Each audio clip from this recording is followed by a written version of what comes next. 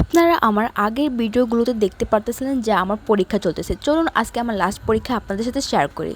Hello everyone, আসসালামু আলাইকুম। আমি জাহান চলে এসেছি আপনাদের সাথে আরেকটা নতুন ব্লগ নিয়ে।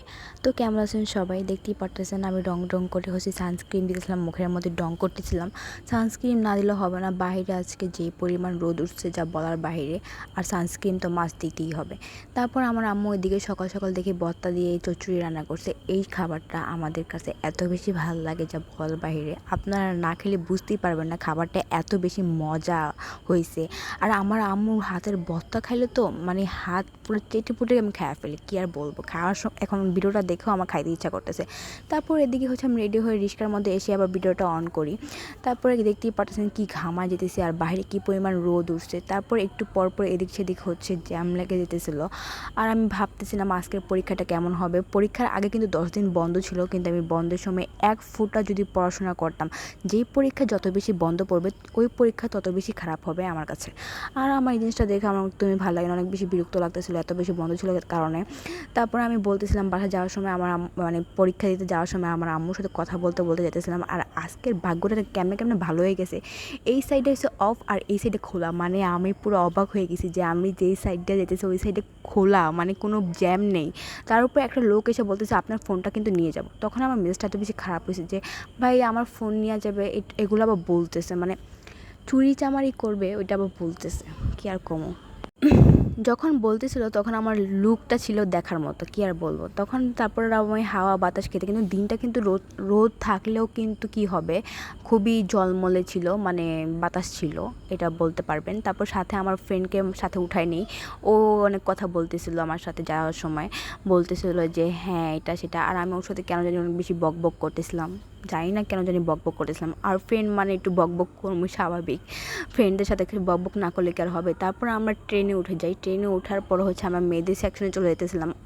প্রতিবার যদিও আমি এটাই করি, এইসব মেয়েদের সেকশনে এসে বসে পড়ি। তারপর আমরা পরীক্ষা দেওয়ার আগে বলতেছিলাম একটু চা খাই নি, মাথাটা অনেক বেশি ধরেছিল। এই জন্য আমার ফ্রেন্ড বলতেছিল যে ও নাকি চা খাবে, তো আমি রং চা নিতেছিলাম আর ও বলতেছিল দুধ চা খাবে।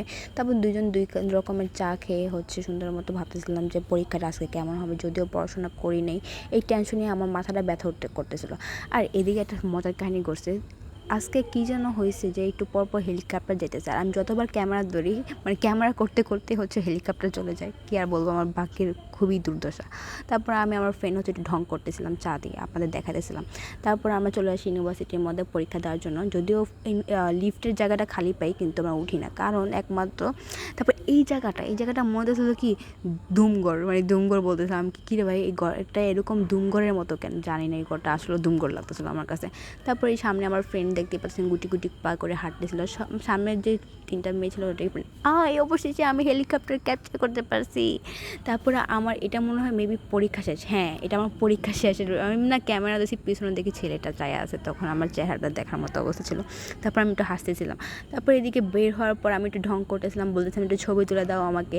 আর আমার ফ্রেন্ড এই যে দেখতেই পাচ্ছেন কিউটি, মাশাআল্লাহ বলবেন সবাই। তো ওই একমাত্র ইউনিভার্সিটির ফ্রেন্ড যার সাথে আমি একটু ক্লোজ, মানে কথাবার্তা বলি মোটামুটি ভালোই। সবার সাথেই কথাবার্তা বলা হয়, কিন্তু অনেকে আছে কথাবার্তা একদম বলি না, ভালো লাগে না।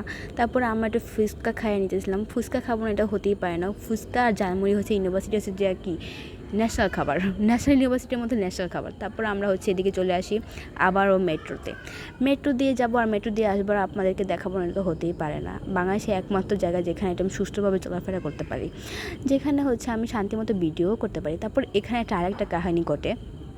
এটার মধ্যে অনেক বেশি মানুষ ছিল বিদায় আমরা যাই না। তারপর আমি আমার ফ্রেন্ড মিলে একটু ঢং করতেছিলাম, ভিডিও করতেছিলাম, ওই একটু ঢং করতেছিল। হয় কিন্তু আমার থেকে একটু বেশি ডং করে, আমি একটু কমই ডং করি, কি আর কম। হয় কিন্তু আবার মাঝে মাঝে দেখি এমনভাবে মানুষের সাথে ফাইট করে, বাবা রে বাবা, এত ফাইট কেমনে করে আমি বুঝি না। আর আমি যে চুপচাপ দাঁড়ায় দেখি। তারপর যখন এখানে ভিডিও করতেছিলাম আমার শরম করতেছিল, কারণ আশেপাশের লোকগুলো আমার দিকে চায়া ছিল, হা করে রিটেলে হা করে তাকাচ্ছিল। তারপর এখানে ট্রেন যাওয়ার একটু ভিডিও করতেছিলাম। তারপর এখানে একটা রুফটপ ছিল, ওইটারও একটা ভিডিও নিয়েছি জুম করে। আপনারা দেখতেই পারতেছেন আমি একটু আমার ফোনের কামাল দেখাইতেছিলাম, মানে ভিডিও নিতেছিলাম। যাই হোক, তারপর আমাদের ট্রেন চলে আসে। ট্রেন চলে আসার পর আমরা আমাদের ট্রেনে উঠে যাই।